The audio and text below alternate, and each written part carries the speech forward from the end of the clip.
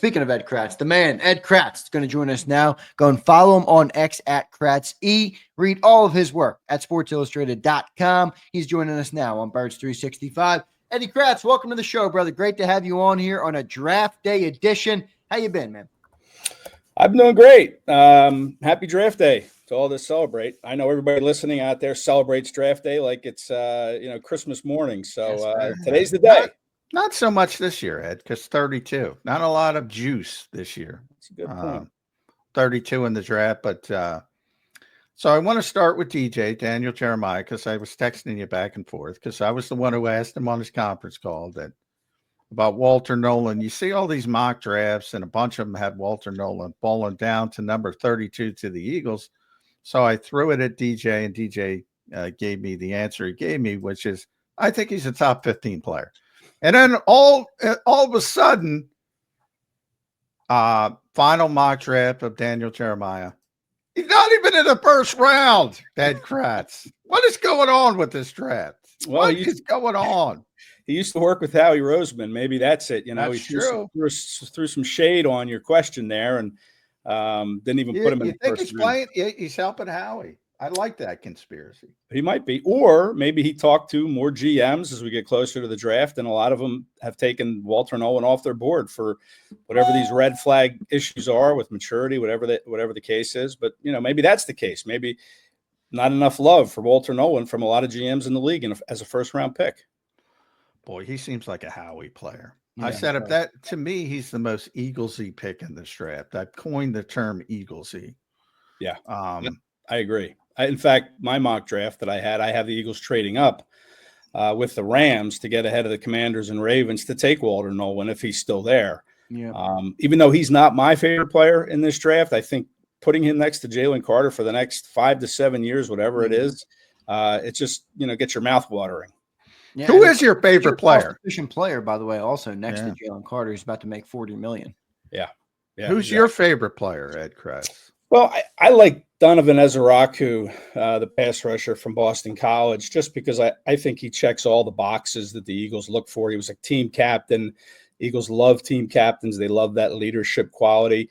High production player, over 16 sacks. I think he was second in the FBS in the country with 16 and a half. He's got great effort every play.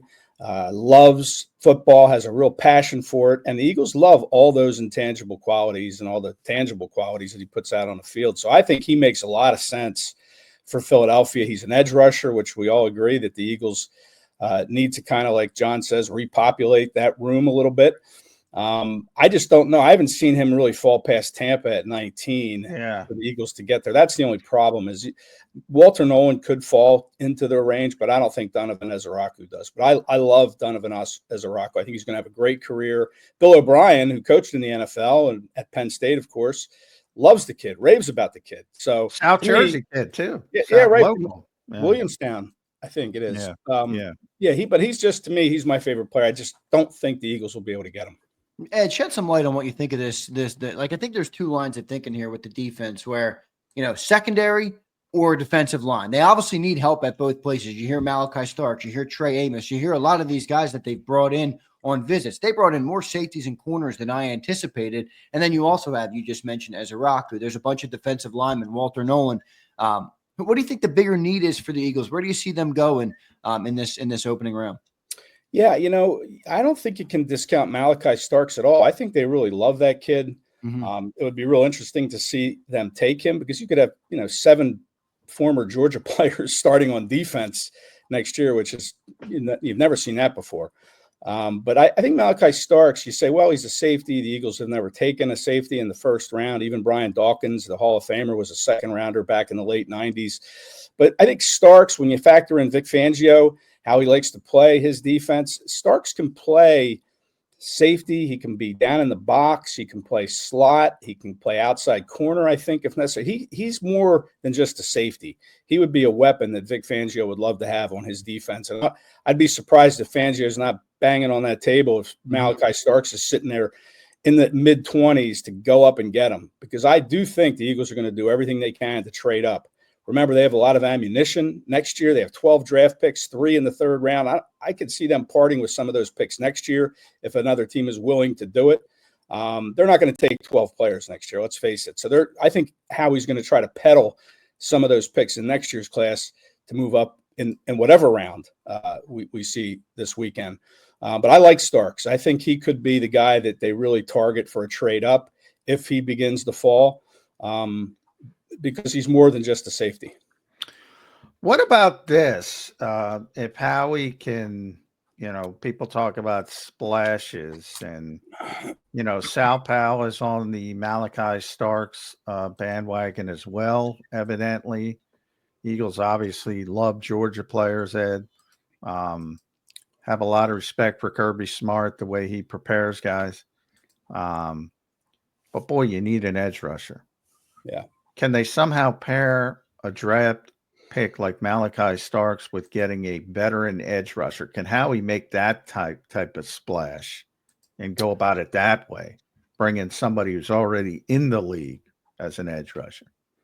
Yeah, possibly. You've heard some buzz about Kayvon Thibodeau from the Giants. If the Giants lean toward Abdul Carter, maybe they would peddle Kayvon Thibodeau. It probably cost a whole lot to get him. He's not exactly a veteran. He's a young player. I don't know what veteran edge rusher they would have in mind, but yeah, I could see them trying to make a play. Although they kind of did that in the free agent market. They brought in Uche at 27 years old and Ojulari. I mean, those are guys that are probably some veterans. They've played a lot of games in the NFL. So I don't know. I could see them doing it, but I don't think it's going to be for some aging, older edge rusher. That makes $40 million.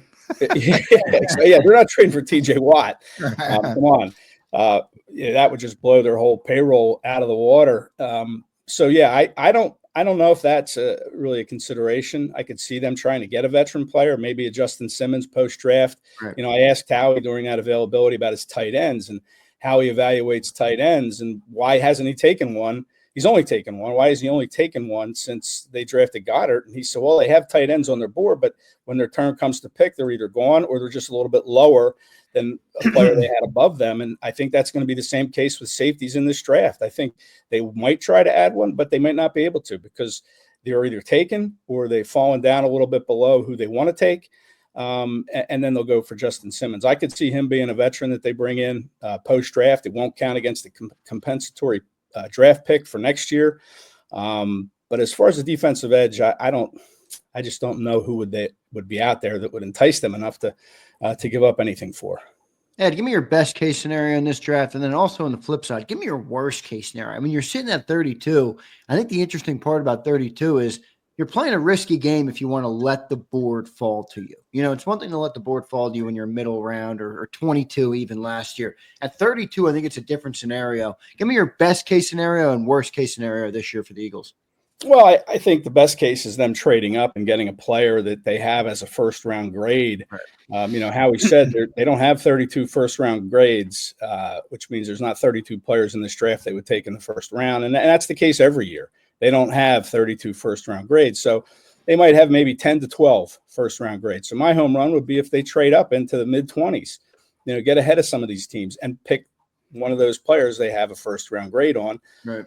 Ezaraku, Starks, Walter Nolan, maybe an offensive tackle even. I don't see that in the first round, but tackle group's going to dry up pretty quickly, and they need probably to add a tackle at some point. Do you spend a first rounder on them? See, to me, that would probably be my bust, my worst case scenario if they move up and get a tackle, an offensive tackle. I think my home run is moving up and taking one of these defensive players they have a first round grade on that might slip a bit. Yeah, it seems like as we've gotten closer, people have kind of wavered on the offensive line. They usually do. Nobody ever wants an offensive lineman, Ed. Somebody tweeted out this morning, and this is different, obviously. I think it was FanDuel, tweeted out about the Lane Johnson draft and about how bad it was. And Lane clapped back. And it really was bad. It was Eric Fisher. It was Luke Jokel. It was Deion Jordan. The Eagles wanted Deion Jordan. Then the Eagles got Lane Johnson, Ziggy Ansah, Barcavius Mingo, Jonathan Cooper, Tavon Austin, D. Milner, Chance Warmack, who came here later. Talk about a disaster of a top 10, except for the Philadelphia Eagles. Yeah, who got a great Hall pick. of Fame player. Apparently, Chip had to be talked out of taking. Oh, he was. He wanted Deion Jordan. No, he didn't have to be talked out of it. The Dolphins went ahead of the Eagles to get Deion Jordan because they knew Chip was taking him. Yeah. So sometimes it's better to be lucky than good. But I only bring that up is because nobody likes offensive linemen. They hate it. I brought up Cam Jurgens earlier in the show. They hated that pick. And now he's a Pro Bowl center with a $68 million extension. They traded up. This is the Philadelphia Eagles. Why are we just saying, nah, they're not going to take an offensive line?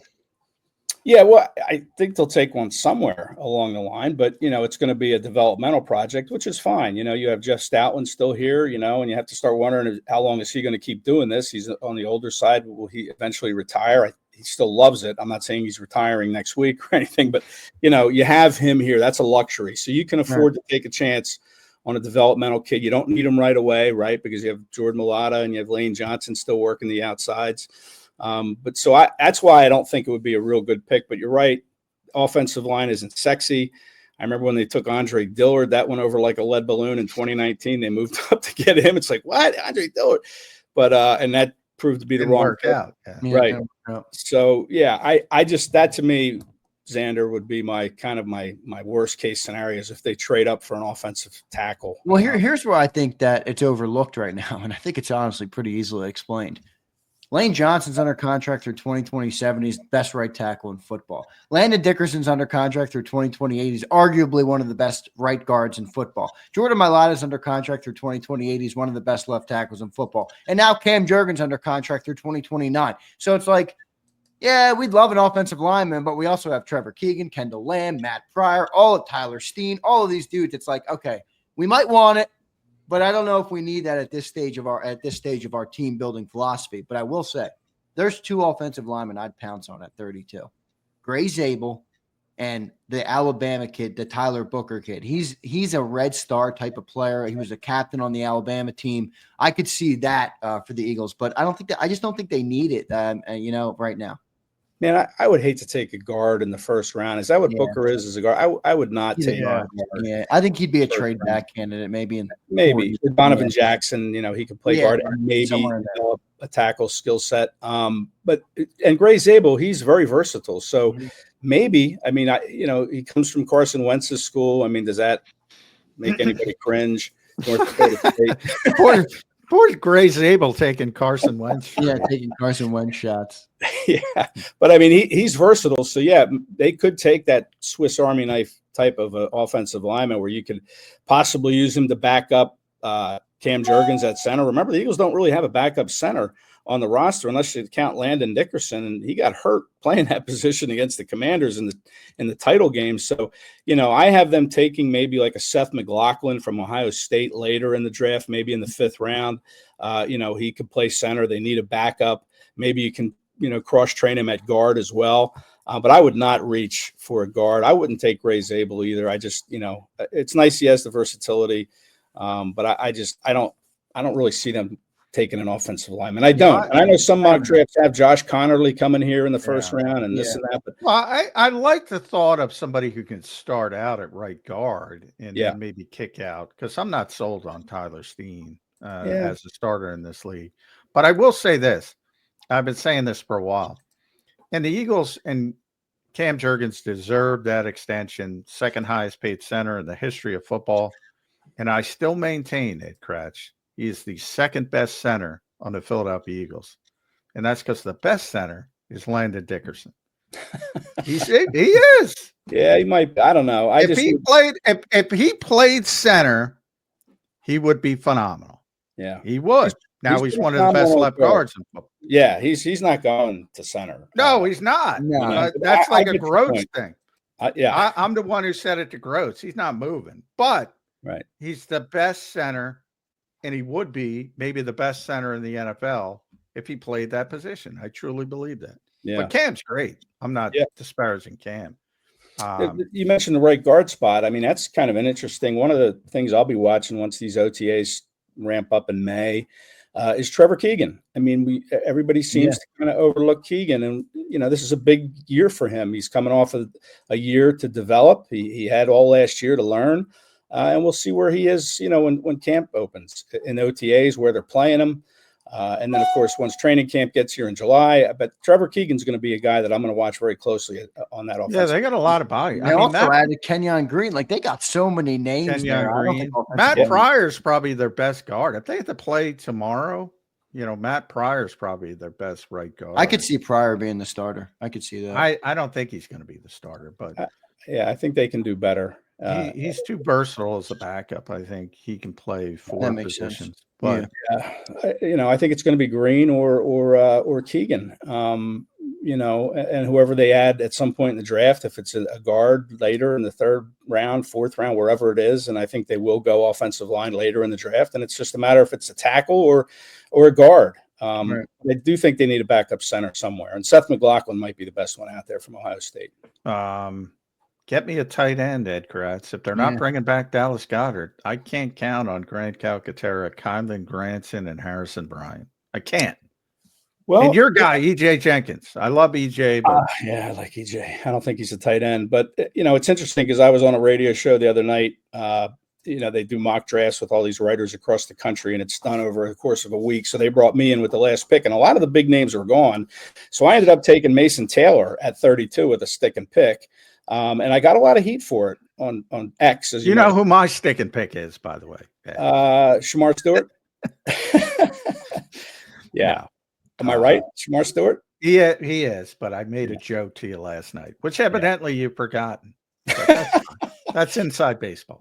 That's inside baseball. But yes, go ahead, Mason Taylor. Yeah, I'm just saying, I think, he could be the guy. I mean, as soon as I'm getting all this heat for taking him, next thing you know, Charles Davis, I think it was Charles, somebody had them taking him in the first round at 32. And I've seen, Daniel Jeremiah has him ranked as his 29th best prospect right now, which is kind of in that range at 32.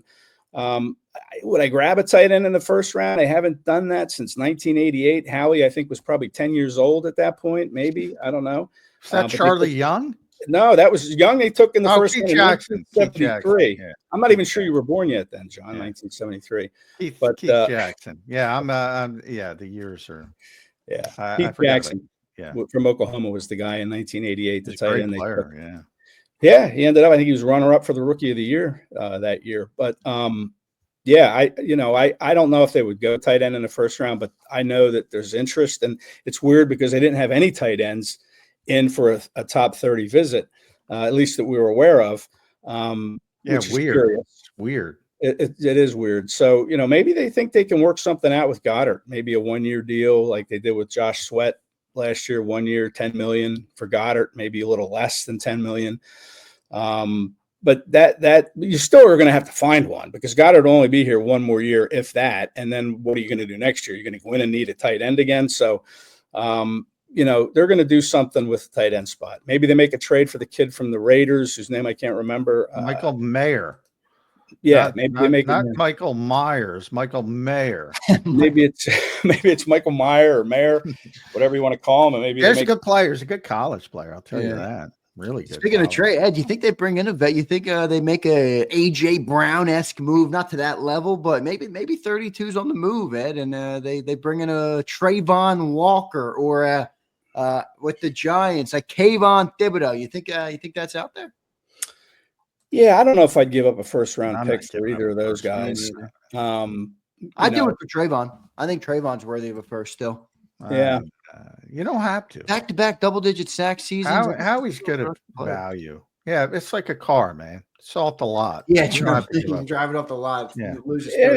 I mean, would they take any capital for next year? I mean, again, they have 3 third-rounders. I think they have 3 fourth-rounders, maybe 2, but they've got 12 picks next year. And I just think Howie's going to try to offload some of that stuff. And whether it's for, Trayvon Walker, maybe a third next year and something else, maybe another player.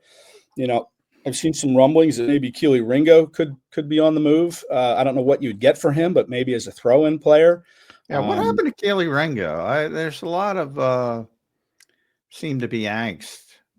They were high on him.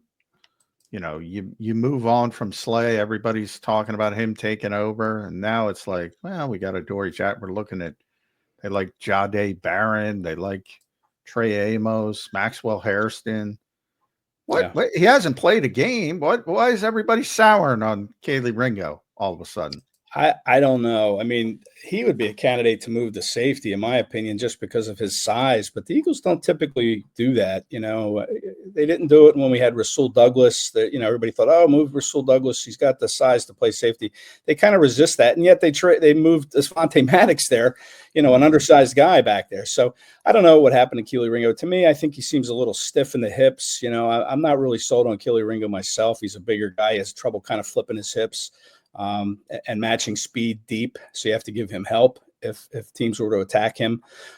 So that's my concern. But look, you're not going to get anything for him of value. It would just be an offload, and maybe you draft someone. You know, my mock draft, you know, I mentioned Nolan trading up for him. I had them taking Benjamin Morrison in the second round from Notre Dame. I like that. I like that pick. Yeah, I mean, he's an injured guy. Again, that's what I'm worried. Is he off the Eagles board because of medicals? You know, hip injury is interesting. Yeah, it just worked out for a bunch of teams. I don't know how it went, but if he's healthy, obviously, if he's healthy, that's yeah. He had a pro day. I don't think the Eagles were there. I think 25 teams were there, but the Eagles weren't represented. Was what I was told, and that's kind of concerning, is whether or not they would pick him. Maybe they have all the info they need on him, good or bad. So I don't know, but I like Benjamin Morrison. I think he can play. I think he'd be a great ad if you can get him, and he might slip a little bit because of the injury. And if the meds check out, you know, why not make a move there? What about, you brought up Ringo? I think a sneaky trade candidate is Jahan Dotson for moving out. Obviously, they didn't pick up his 5th-year option, which no surprise, but that means this is his last year here. Howie's trying to save money for all these upcoming extensions. They signed Terrace Marshall, who's a 2nd-round pick back in the day they liked. What about Jahan Dotson moving out? I think that's a possibility. That's a good point. You know, listen, and they would be doing him a favor too, because if he wants to get that second contract, he's going to need to show this year. And the chances of him doing that with the Eagles, you know, with AJ and Devontae and these other guys, you know, the rookies that are going to be taking a step up in their second year, Wilson, maybe Smith. Yeah, I could see Dotson on the move. Again, what value is there for Dotson? But you're right. Maybe they put him in a deal with some draft picks to kind of sweeten it a little bit. But they would be doing that kid a big favor by trading him to a team that can use him as maybe their 2 receiver and let him go out and produce, and then land a second contract somewhere else. Ed, I want to ask you about the draft a little bit outside of the Eagles' perspective. Interesting storylines in this draft, man. You know, where is the quarterbacks going to go? Jackson Dart's now getting some late hype. What are some of the storylines that you like the most in this draft, or that you're keeping an eye on tonight as the first round unfolds? Well, I think from the Eagles' perspective, you always have to keep an eye on that quarterback position. You know, they benefited last year when 6 of the first 12 players off the board were quarterbacks. You know, that's just one more player that goes down a little further because they're, you know, worked out. That's why Quinion fell to 22, man, because all those quarterbacks went. Yeah. And they had a 1st-round grade on Quinion. Yeah, exactly. So, you know, the quarterbacks, you know, and it's always teams that are desperate for a quarterback. They always are willing to overlook the warts and the flaws and, you know, some of the things that, you know, there was question marks coming in. But the closer you get to the draft, the more in love these GMs seem to fall with quarterbacks, and they don't see things. It's like last call at the bar where you flip the light on, you're like, oof, you know, what was I thinking? So I think Jackson Dart, there could be 4 quarterbacks taken, I think, in the first round. So you really have to keep an eye on who. I think the Saints are really interested in Jackson Dart. He could be the second quarterback off the board. That's a real pressure point to me in this draft is at number 9 with what the Saints do. They need a quarterback. And poor Kellen Moore, you know, he takes the job. Ryan Ramczyk retires at tackle. Yeah. They need a tackle. You know, they need a quarterback. Derek Carr's got this mysterious shoulder ailment. So I think Dart could come off the board, and that helps the Eagles. I also think 3 running backs could get drafted in the first round. Again, that would help the Eagles. So I'm looking at quarterbacks. I'm looking at running backs. That's 7 players that could go off the board between quarterback and running back before the Eagles select. And that might help them move up even. I just think those are the 2 positions I'm watching. And even the tight ends. You have 2 tight ends, Warren and Loveland, and maybe someone takes Mason Taylor in the 20s somewhere. So you could see 3 tight ends come off the board. Again, pushing more players backward to where the Eagles could maybe swing and move up a couple spots or stay at 32 and take a player that they want. Do you like Shedeur Sanders, Ed? Yeah, I don't know. All this stuff that comes out before the draft. I mean, there was a coach that said that he's selfish. He doesn't get along with his teammates. Someone else said that, he didn't invite any of his teammates to his birthday party. You don't know what to believe. That's Jeff Carson from draft day. Yeah. He didn't get invited to it wasn't a birth. I think it was a birthday party. I think it was any draft day aficionados out there, the movie. Oh, yeah, that was a terrible movie. Yeah, but listen, you draft Shedeur and you also get his father. You also get the that's true. That's helicopter parent who, a lot of people don't want that pain in the ass. No, they don't. They don't. I mean, and Shedeur has come across, I think, in some interviews as sort of an entitled individual. He's quick to throw his teammates under the bus, apparently, never takes accountability. These are all things that you don't want in your quarterback room. And you got to remember, these young kids, 20 years old as quarterback, you have to come into a room now with adults. You're coming into a locker room where you have 25-year-olds, 30-year-olds. You have to you can't come in there, with any kind of attitude. And I think that's the problem with Shedeur. I think his skill set's pretty good. But you just wonder about the intangible stuff like attitude and, maturity and entitlement, all those things. At Kracz E, make sure you follow Ed on the X platform. You can read him at Sports Illustrated, si.com/NFL/Eagles. He'll be down at NovaCare with me tonight. Check out both of our coverage there. Ed does a tremendous job. You gave us your trade up guy, Ezaraku, some Malachi Starks, your stick and pick guy. How about the trade down? Yeah, I think, listen, maybe keep an eye on the Giants. I know it's an NFC opponent, and the Giants are probably a little leery of dealing with the Eagles because they've already fleeced them. Yeah, I agree, though, Ed. They should be. I agree. But, yeah, the Giants could come back up for a quarterback. They're taking Carter probably with the 3rd pick, and then, maybe they try to get back in for whatever quarterback might still be there. Maybe Jalen Milroe. I mean, I like Jalen Milroe. I know he needs to be developed, and he could come into New York, watch behind Russell Wilson, maybe a Hall of Fame type quarterback. Russell Wilson obviously doesn't have the same skill set he used to have. And even Jameis Winston. You don't want to pay attention to Winston's interceptions, but the guy can make some plays. And so maybe that makes sense. And then you're dropping down to 34, I think. 34, yeah. That's a very targeted drop down. Yeah. But more player-wise, who would they maybe a safer pick? I've looked at Scorton, maybe if they trade down, maybe Donovan Jackson, the offensive lineman. Yeah, I think he's a day one starter, but I don't think you can pick him at 32. Any player you like in the trade down scenario? Yeah, well, I think a tight end maybe, like a Mason Taylor, if he slips out, and maybe you think, well, we can get him at 34, and then maybe you take Taylor with the Giants pick, or even the Browns. They could trade with the Browns, but I think Mason Taylor is certainly somebody. Maybe Josh Connerly if he falls out of the first round. I don't know what other candidates, maybe you're looking at maybe a defensive tackle there somewhere, maybe TJ Sanders, although I think that might be a little high for Sanders. But if you love him and they've had him in for a 30 visit, then you grab him. I think there's a couple guys there, and it depends how far back you're going to go. Browns, Giants, certainly candidate, maybe the Saints. If they don't go Jackson Dart in the first round, they come back in, and then you're looking at, I think, 40 overall, and then that's probably where you're looking at Sanders. So that there's some guys there, but I think that would be a situation, probably the last resort of the 3. Trade up would be top.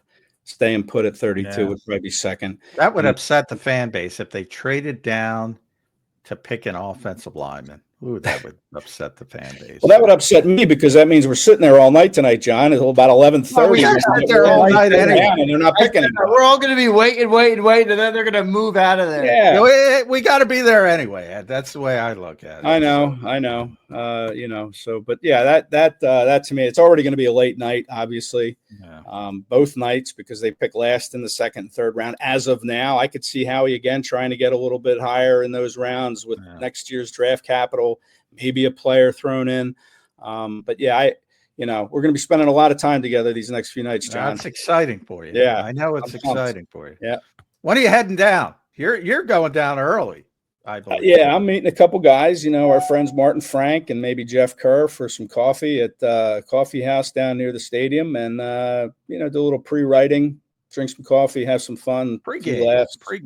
Pre-game, yeah, exactly. I got too much work to do. You guys are having coffee dates.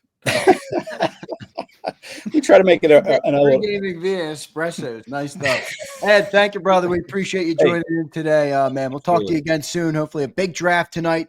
Good luck. We'll be following all your work over on SI, and make sure you guys follow him at Kracz over on X. Thank you, Ed. All right, thanks, Anders. John, I'll see you in a few hours. All right, see you, man. There's Ed Kracz joining us here on Birds 365. Great stuff from Ed Kracz. We got 8 minutes left here on the show.